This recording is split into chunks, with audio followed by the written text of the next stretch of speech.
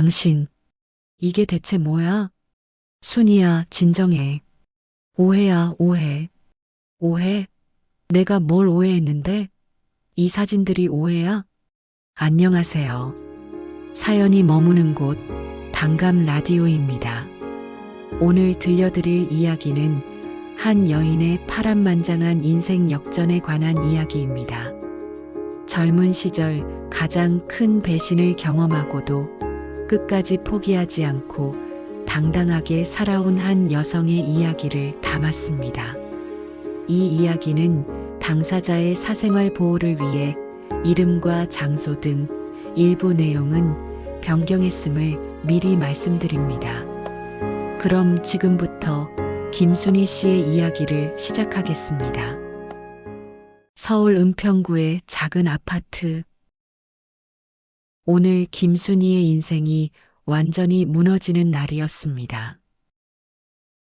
손에 들린 사진들이 바들바들 떨렸습니다. 남편 박재민이 다른 여자와 찍은 사진들. 호텔 앞에서, 식당에서, 심지어 손을 잡고 걷는 모습까지.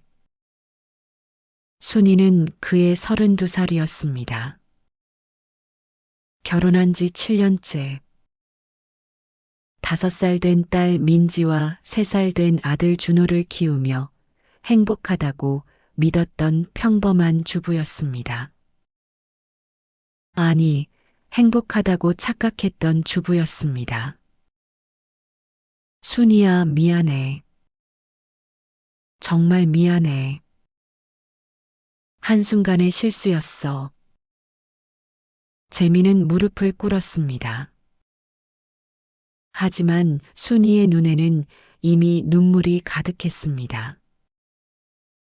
실수? 이게 한순간의 실수로 보여?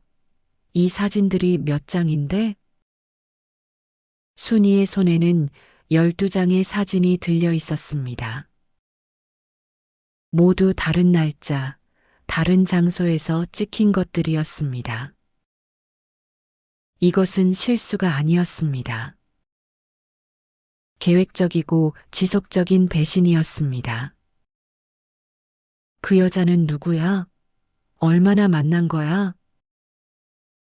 회사 후배야. 1년 정도. 1년이나. 순이는 울분이 터졌습니다. 아이들 방에서 민지가 놀란 듯 울음소리가 들렸습니다. 순이는 주저앉았습니다. 7년간 믿었던 남편.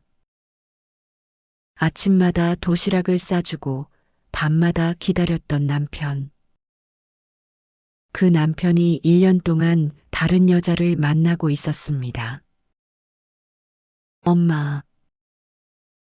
엄마 왜 울어? 5살 민지가 방에서 나와 엄마를 바라보았습니다. 순이는 황급히 눈물을 닦았습니다. 아니야, 민지야. 엄마 괜찮아. 방에 들어가 있어. 하지만 민지는 엄마의 눈물을 보았습니다. 그리고 무릎 꿇은 아빠도 보았습니다. 그날 밤 순이는 잠을 이룰 수 없었습니다. 재미는 거실 소파에서 잤습니다. 순이는 침대에 누워 천장을 바라보며 생각했습니다. 이혼해야 할까 아니면 용서해야 할까? 그 당시 이혼은 아직 흔한 일이 아니었습니다. 특히 어린 자식이 둘이나 있는 상황에서 이혼은 더욱 어려운 결정이었습니다. 하지만 순이는 알고 있었습니다. 이 배신을 용서하면 자신의 인생은 끝이라는 것을. 사흘 후 순이는 결정을 내렸습니다. 이혼합시다. 순이야, 제발. 다시 생각해봐. 애들 생각해서라도. 애들 생각하니까 이혼하는 거예요. 이런 아빠 밑에서 키우고 싶지 않아요. 순이의 목소리는 차갑지만 단호했습니다. 사흘 동안 그녀는 많은 생각을 했습니다. 울고 또 울었습니다. 하지만 결론은 하나였습니다. 재미는 처음에는 반대했습니다. 하지만 순이의 결심이 확고하다는 것을 알고 결국 동의했습니다. 위자료는 얼마를 원해? 필요 없어요. 그냥 가세요. 대신 양육비는 매달 정확히 보내세요. 알았어. 그리고 정말 미안해. 재미는 집을 나갔습니다. 그렇게 7년간의 결혼 생활이 끝났습니다. 순이는 혼자가 되었습니다. 아니, 정확히는 두 아이와 함께가 되었습니다. 당시 순이는 전업주부였습니다. 결혼 후 직장을 그만두고 집안일과 육아에만 전념했습니다. 경력도 기술도 없었습니다. 고등학교만 졸업한 그녀가 할 수 있는 일은 많지 않았습니다. 하지만 포기할 수는 없었습니다. 두 아이를 키워야 했으니까요. 이혼 한 달 후, 순이는 일자리를 찾기 시작했습니다. 식당 종업원, 청소부, 공장 노동자. 면접을 보러 다녔지만 번번이 거절당했습니다. 아이가 둘이나 있으시다고요? 죄송하지만 우리는 어린 자녀가 있으면 결근이 잦아서요. 차별이었습니다. 하지만 현실이었습니다. 한 달간의 구직 끝에 순이는 겨우 일자리를 찾았습니다. 시장 입구의 작은 반찬 가게였습니다. 새벽 5시부터 저녁 7시까지 일했습니다. 월급은 30만 원. 당시로서도 적은 금액이었지만 순이는 감사했습니다. 재미는 약속대로 매달 양육비를 보냈습니다. 10만 원. 두 아이를 키우기에는 턱없이 부족했지만 순이는 불평하지 않았습니다. 그저 더 열심히 일했습니다. 시간은 흘러 1년이 지났습니다.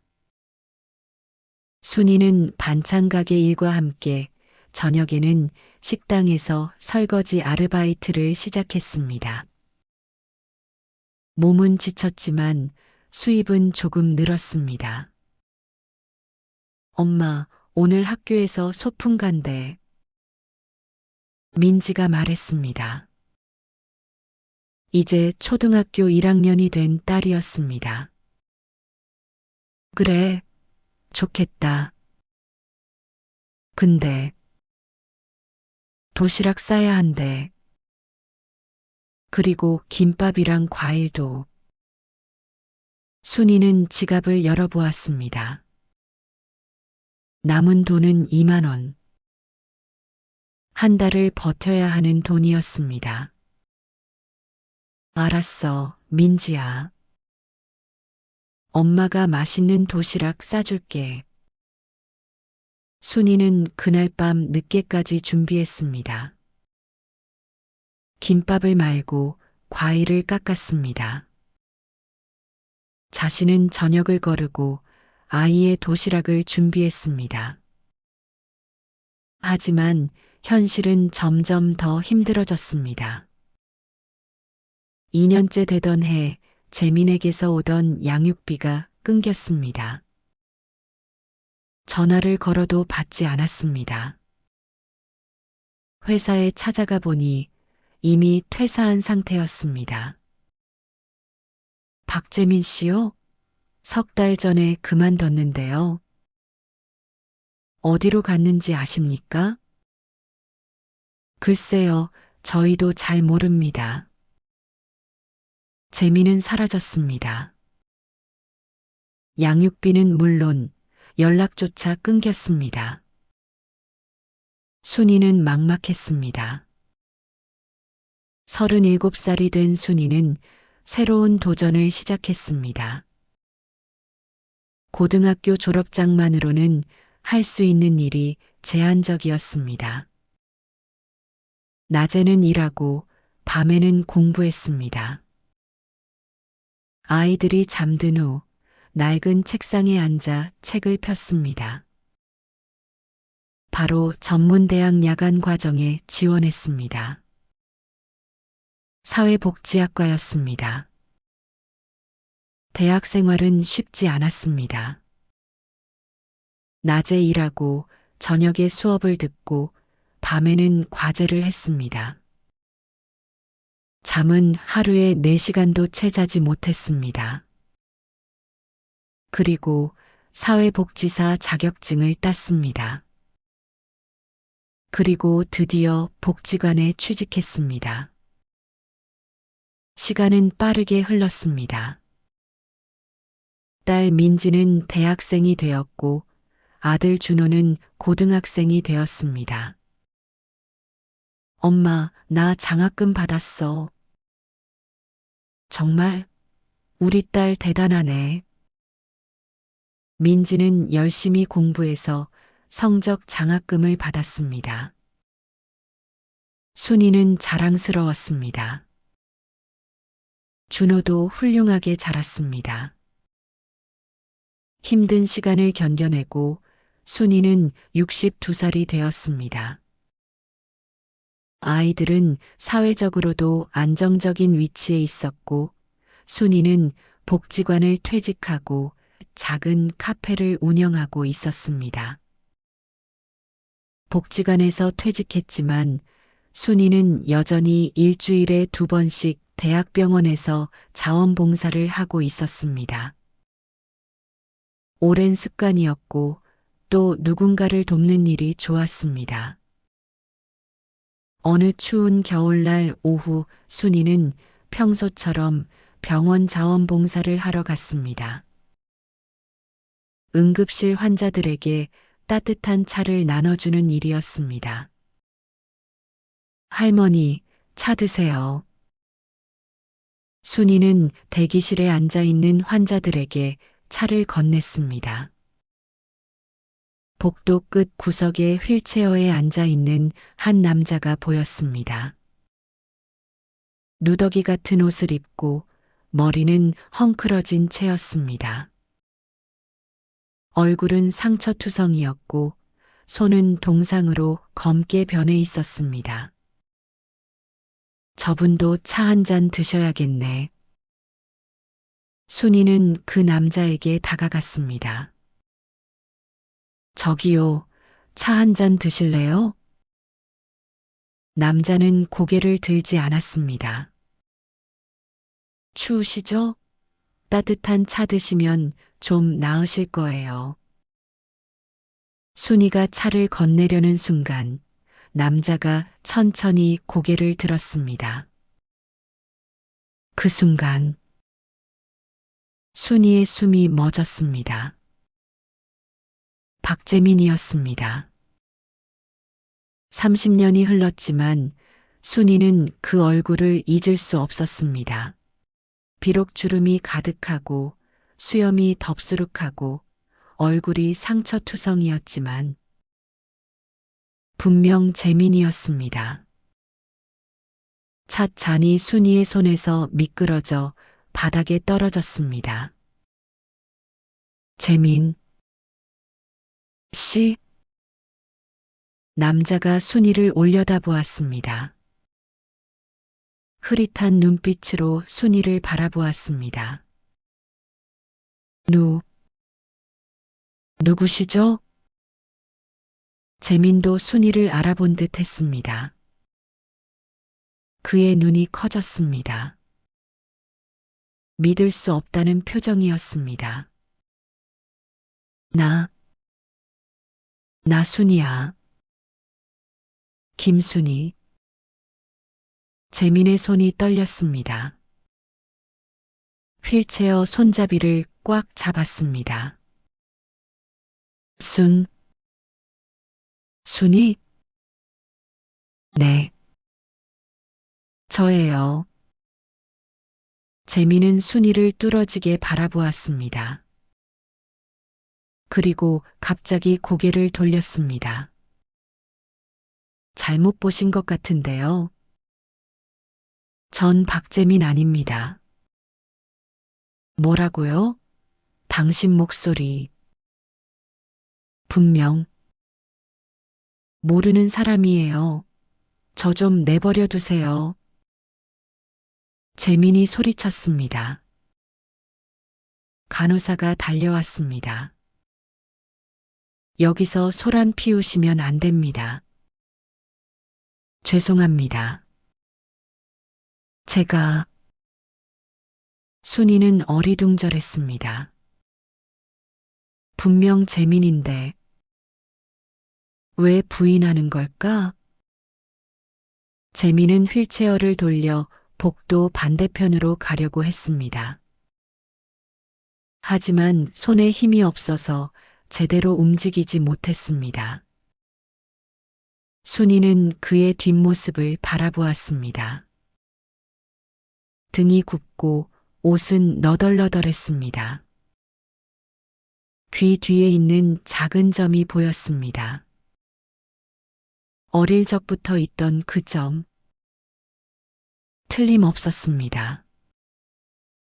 박재민이었습니다. 그날 밤 순이는 잠을 이룰 수 없었습니다. 그 남자는 분명 재민이었습니다. 목소리도 귀 뒤의 점도 모든 게 일치했습니다. 왜 부인했을까? 왜 모른다고 했을까? 며칠 후 순이는 다시 병원을 찾았습니다. 하지만 재민은 이미 퇴원한 상태였습니다.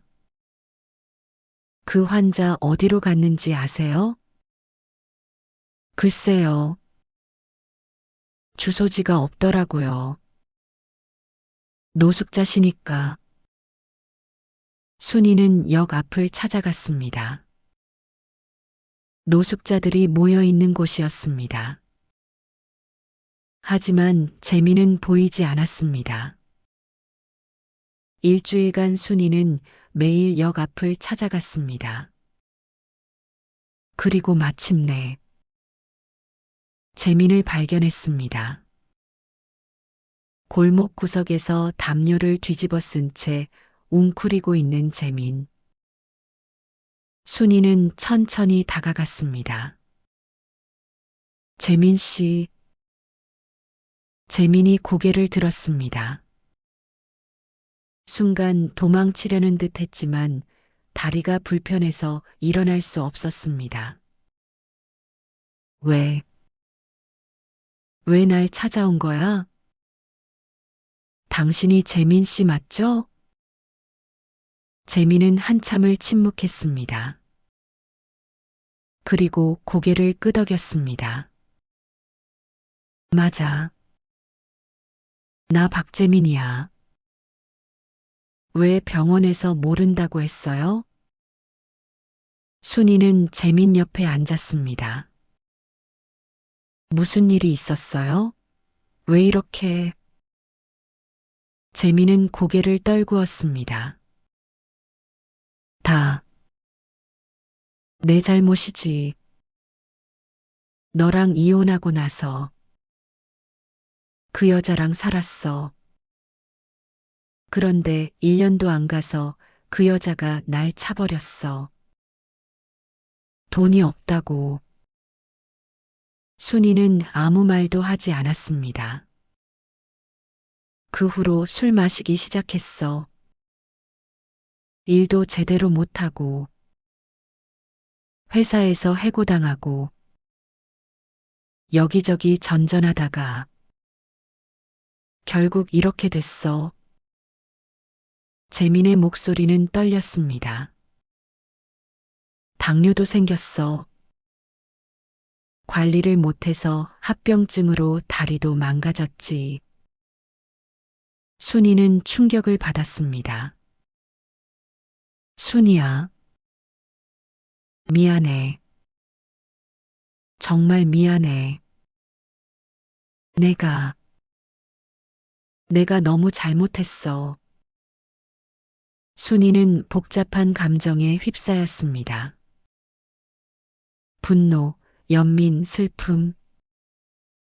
모든 감정이 뒤섞였습니다. 순이는 집에 돌아와 밤새 고민했습니다. 재민을 도와야 할까? 아니면 그냥 내버려둬야 할까? 다음 날 민지가 카페를 찾았습니다. 엄마, 무슨 일 있어요? 어제부터 안색이 안 좋으신데. 순이는 망설이다가 민지에게 모든 것을 말했습니다. 재민을 만난 것, 그의 비참한 상황을. 민지의 얼굴이 굳어졌습니다. 그 사람. 아빠를요? 응. 엄마, 그냥 내버려 두세요. 민지의 목소리는 차가웠습니다. 우리 버리고 간 사람인데 왜 도와줘야 해요? 엄마 혼자 우리 키우느라 얼마나 힘들었는데. 알아. 엄마도 알아. 근데 뭐예요? 불쌍해요? 자기가 선택한 삶이잖아요. 민지는 화가 난 듯 말했습니다. 엄마는 홀로 우리 키우면서 얼마나 고생하셨는데요. 그런데 그 사람은 뭐 했어요? 양육비도 안 보내고 연락도 끊고 그런 사람 도와주시면 안 돼요. 민지야. 싫어요. 절대 안 돼요. 민지는 카페를 나갔습니다. 그날 밤 순이는 준호에게도 전화를 걸었습니다. 준호야, 엄마가 할 말이 있어. 순이는 준호에게도 같은 이야기를 했습니다. 준호의 반응도 민지와 비슷했습니다. 엄마, 그 사람 도와주시려고요? 엄마도 잘 모르겠어. 엄마, 저도 누나 의견에 동의해요. 그 사람은 우리 버리고 갔잖아요. 이제 와서 불쌍하다고 도와주면 그동안 엄마가 고생한 게 뭐가 돼요? 준호의 목소리에도 분노가 묻어났습니다. 엄마는 우리 위해 인생 다 바치셨어요. 근데 그 사람은요? 자기 멋대로 살다가 망한 거잖아요. 순이는 대답할 수 없었습니다. 며칠간 순이는 고민에 빠졌습니다. 밤마다 잠을 이룰 수 없었습니다. 한편으로는 아이들 말이 맞았습니다. 재미는 가족을 버렸습니다. 양육비도 안 보냈습니다. 연락도 끊었습니다. 자업자득이었습니다. 하지만 다른 한편으로는 그래도 한때는 남편이었고 아이들의 아버지였습니다. 일주일 후 순이는 결정을 내렸습니다. 순이는 다시 역 앞을 찾았습니다. 재민을 찾기 위해서였습니다. 하지만 재민은 그곳에 없었습니다. 여기 계시던 분 어디 갔어요? 다른 노숙자에게 물었습니다. 아, 그 사람 병원 갔어요. 어제 쓰러졌거든요. 순이는 급히 병원으로 달려갔습니다. 중환자실. 재미는 산소 마스크를 쓴 채 누워 있었습니다. 의사 선생님, 환자 상태가 어떻습니까? 가족분이십니까? 순이는 망설이다가 대답했습니다. 네, 전부인입니다. 환자분 상태가 매우 위중합니다. 수술비와 치료비를 합치면 최소 2천만 원은 필요하다 했습니다. 결코 작은 돈이 아니었습니다. 순이는 고민했습니다. 밤새 병원 복도를 걸었습니다. 그리고 다음 날 아침 의사에게 말했습니다. 수술하겠습니다. 순이는 민지와 준호에게 전화하지 않았습니다. 마침내 수술이 끝났습니다. 수술은 성공적이었습니다. 하지만 회복에는 시간이 필요했습니다. 피곤에 지쳐 집으로 돌아오니 환한 표정으로 아이들이 기다리고 있었습니다. 엄마, 정말 그 사람 수술비 내주신 거예요? 민지가 물었습니다. 그래. 미안해.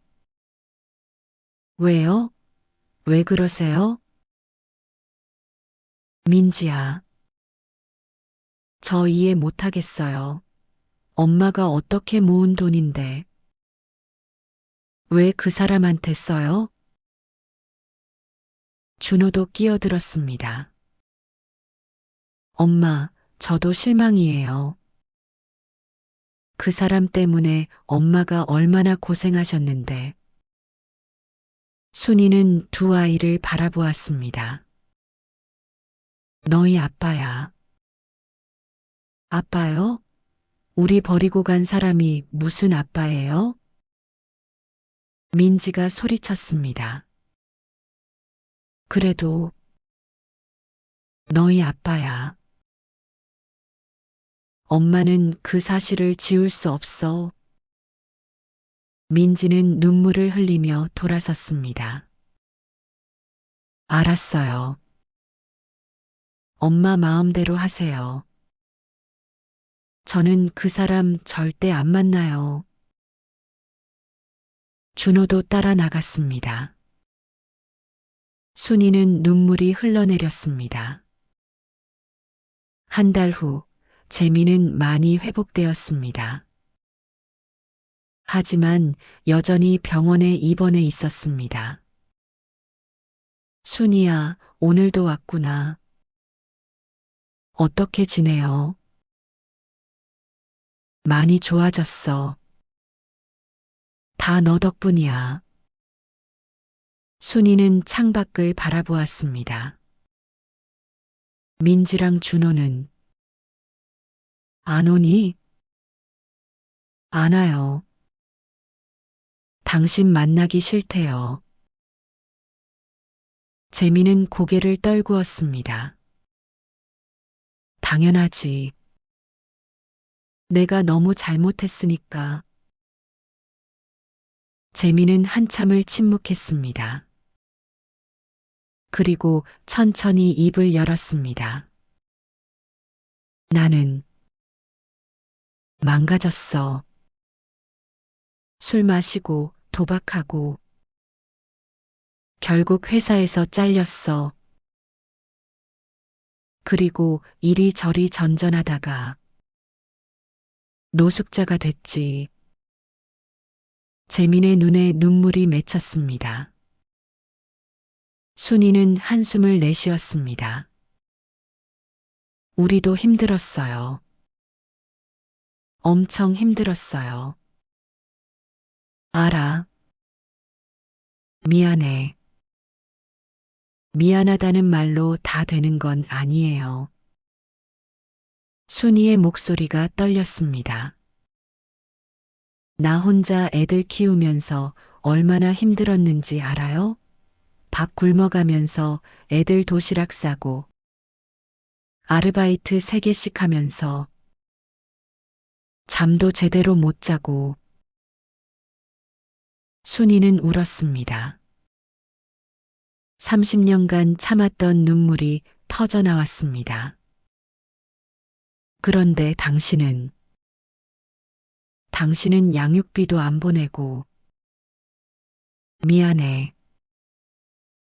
정말 미안해. 재민도 울었습니다. 나는 인간이 아니야. 쓰레기야. 너무 잘못했어. 두 사람은 한참을 울었습니다. 그날 밤 순이는 민지에게 전화를 걸었습니다. 민지야, 엄마야.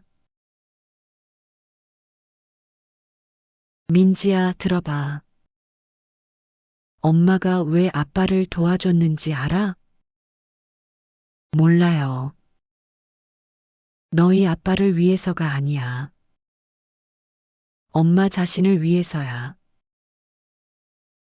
민지는 아무 말도 하지 않았습니다. 엄마는 30년간 아빠를 미워하면서 살았어. 그 미움이 엄마를 갉아먹었어. 이제는 그 미움을 내려놓고 싶어. 순이의 목소리가 떨렸습니다. 아빠를 용서하는 게 아니야. 그냥 엄마가 평화롭게 살고 싶어서야. 미움 때문에 더 이상 힘들고 싶지 않아. 민지는 한참을 침묵했습니다. 엄마, 저도 모르겠어요. 어떻게 해야 할지. 천천히 생각해봐. 엄마는 강요 안 할게. 얼마 후 재미는 퇴원했습니다. 순이는 그에게 작은 고시원 방을 얻어주었습니다. 순이야, 이것까지 해줄 필요 없어. 이건 마지막이에요. 이제부터는 스스로 해야 해요. 알았어. 고마워. 어느 일요일 순이의 카페 앞에 준호가 나타났습니다. 엄마. 준호야, 왔구나. 엄마. 저 그 사람 만나볼래요. 순이는 놀랐습니다. 정말? 네. 한 번쯤은 만나봐야 할 것 같아요. 순이는 재민에게 전화를 걸었습니다. 그리고 카페에서 만나기로 했습니다. 다음 날 재민이 카페에 왔습니다. 준호도 와 있었습니다. 준호야. 재민은 눈물을 흘렸습니다. 오랜만입니다. 준호의 목소리는 차가웠습니다. 정말 미안하다. 아버지가 너무 잘못했다. 왜 우리 버리셨어요? 왜 연락도 안 하셨어요? 준호의 목소리가 떨렸습니다. 저는 아버지가 너무 원망스러웠어요. 엄마 혼자 우리 키우시는데 아버지는 어디서 뭐 하시나? 미안하다. 변명할 말이 없어. 재민은 고개를 숙였습니다. 하지만 엄마가 아버지 도와주시는 거 보고 생각했어요. 엄마는 정말 대단한 분이시구나. 저런 분이 우리 엄마라는 게 자랑스럽다고. 준호는 눈물을 닦았습니다. 그래서 저도 엄마처럼 해보려고요. 미워하기보다는 이해해 보려고요. 고맙다. 정말 고맙다. 며칠 후 민지도 카페를 찾았습니다. 엄마, 저도 그 사람 만나볼래요. 순이는 민지를 안아주었습니다. 고마워, 민지야. 며칠 후 재민과 민지는 카페에서 만났습니다. 민지와 재민의 만남은 준호 때보다 더 조심스러웠습니다. 민지는 재민을 보자마자 울음을 터뜨렸습니다. 왜 우리 버리셨어요? 저는 아빠가 그리웠어요. 민지야, 미안해. 저 5살 때 기억나요. 아빠가 아빠 회사 갔다 올게 하고 나가셨는데, 그게 마지막이었어요. 그날 이후로 아빠는 안 오셨어요. 민지는 흐느꼈습니다. 왜요? 제가 뭘 잘못했어요? 제가 말 안 들어서요? 공부 못해서요? 아니야. 너 잘못이 아니야. 다 아빠 잘못이야.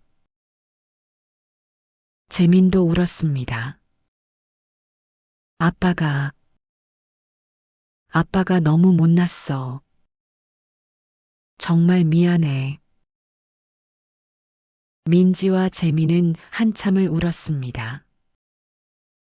오랜 감정이 터져 나왔습니다. 1년 후 카페에 온 가족이 모여 있었습니다. 민지가 순이 곁으로 왔습니다. 엄마, 이제는 알 것 같아요. 왜 엄마가 아빠를 도와주셨는지.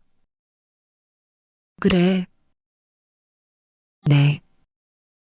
용서가 자신을 위한 거라는 거. 미움을 내려놓는 게 얼마나 중요한지. 순이는 딸의 손을 잡았습니다. 민지야, 엄마는 완벽하지 않아. 그냥 최선을 다했을 뿐이야. 엄마가 제일 멋있어요. 순이는 창밖을 바라보았습니다. 석양이 아름답게 지고 있었습니다. 남편의 배신으로 인생이 무너졌던 그 순간. 얼마나 힘들었는지. 하지만 아이들을 위해 그리고 자신을 위해 열심히 살았습니다. 그리고 이제 평화로웠습니다. 순이는 미소 지었습니다. 그녀의 선택은 옳았습니다.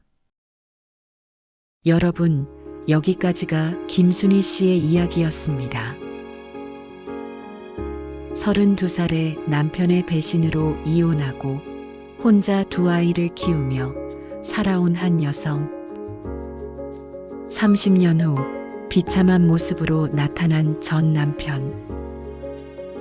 아이들은 반대했지만 순이는 그를 도왔습니다. 용서가 아니라 자신의 평화를 위해서였습니다. 오늘 이야기가 여러분께 위로와 용기를 드렸기를 바랍니다. 사연이 머무는 곳, 단감 라디오였습니다. 감사합니다.